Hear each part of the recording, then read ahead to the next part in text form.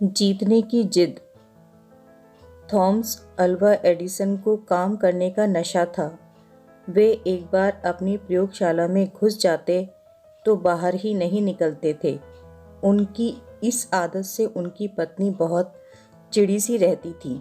एक बार तो एडिसन कई दिनों तक अपनी प्रयोगशाला से बाहर निकलने का नाम ही नहीं ले रहे थे।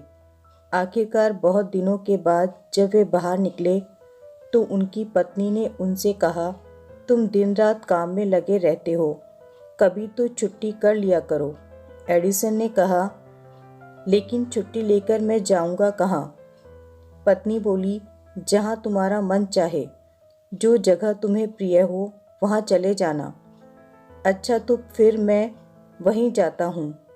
यह कहकर एडिसन फिर अपनी प्रयोगशाला में घुस गए।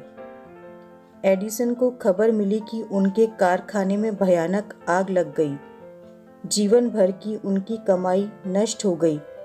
दुर्घटना के बारे में सुनकर उनका बेटा चार्ल्स दौड़ा हुआ वहां पहुंचा। उसने देखा कि उसके पिता एक कोने में खड़े हैं।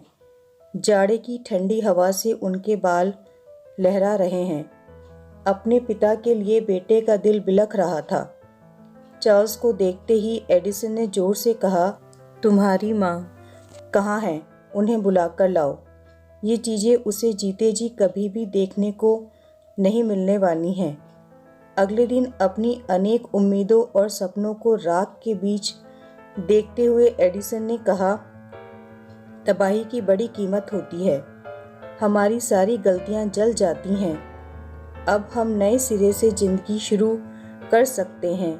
इस दुखद घटना के केवल 3 महीने बाद ही उन्होंने टेलीफोन का आविष्कार किया। सीख, विपरीत परिस्थितियों में हमेशा धैर्य बनाए रखें।